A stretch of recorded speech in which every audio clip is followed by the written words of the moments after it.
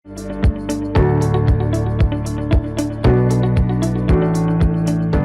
pemirsa setia VBisnis, jumpa lagi dengan saya Alfred Pakaz dalam program VBisnis Bakat Review and Outlook untuk periode 29 Juni sampai dengan 3 Juli 2020. Gelombang baru virus memangkas prospek pemulihan. Ya, pasar investasi pada minggu lalu diwarnai sejumlah isu, diantaranya kekhawatiran investor atas menanjaknya kasus infeksi baru virus corona di AS dan beberapa negara lainnya.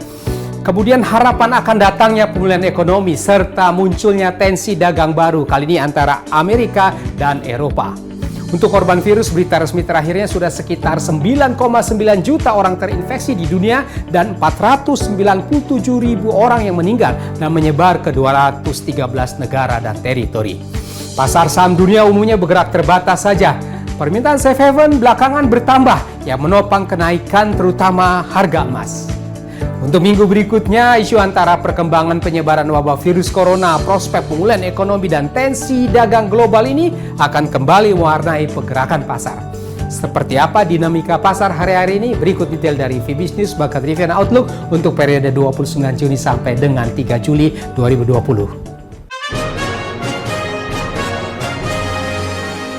Dari pasar modal Indonesia, indeks harga saham gabungan pada minggu lalu terkoreksi 0,77% secara mingguannya ke level 4.904. Bergerak fluktuatif dan berakhir terkoreksi. Ini terdorong oleh kekhawatiran pasar regional atas kenaikan kasus baru wabah virus corona. Dan untuk berikutnya, IHSG ini kemungkinan masih di sekitar area konsolidasi 3 minggu terakhirnya. Mata uang rupiah pada minggu lalu juga terkoreksi 0,85% secara mingguannya ke level 14.220 rupiah per US dollar. Ini merupakan satu koreksi dari penguatan minggu lalu, terdorong oleh arus dana asing yang kembali mengejar safe haven aset. Pada minggu depan kemungkinan masih pelemahan bagi rupiah walaupun pergerakannya agak terbatas. Ya, pemirsa setia VBisnis, Bank Indonesia pada pekan lalu merilis tinjauan kebijakan moneter Juni 2020 yang diantaranya menjelaskan bahwa kontraksi perekonomian global berlanjut, sementara pertumbuhan ekonomi Indonesia diperkirakan menurun meskipun perkembangan terkini menunjukkan tekanan yang mulai berkurang. BI sendiri memperkirakan bahwa pertumbuhan ekonomi Indonesia akan menurun pada kisaran 0,9% sampai 1,9% pada tahun 2020 ini, dan kembali meningkat pada kisaran 5 sampai dengan 6% pada tahun 2021. Sementara itu, Otoritas Jasa Keuangan atau OJK mendorong mulai bergeraknya kembali sektor real dalam era adaptasi kebiasaan baru atau new normal menuju masyarakat produktif dan aman COVID-19. Hal ini ditunjang oleh stabilitas sektor jasa keuangan yang terjaga dengan kinerja intermediasi yang positif dan profil risiko tetap terkendali. Beberapa penjelasan disampaikan oleh OJK pada minggu lalu diantaranya, sejalan dengan stimulus restrukturisasi kredit dan pembiayaan di perbankan dan perusahaan pembiayaan sampai dengan 15 Juni 2020, restrukturisasi kredit perbankan telah mencapai 655 triliun rupiah dari 6,27 juta debitur. Posisi pada bulan Mei 2020, kredit perbankan telah tumbuh sebesar 3%. Sementara piutang pembiayaan perusahaan pembiayaan terkontraksi sebesar 5,1% year on year. Sementara itu penghimpunan dana pihak ketiga perbankan tumbuh sebesar 8,87% year on year-nya.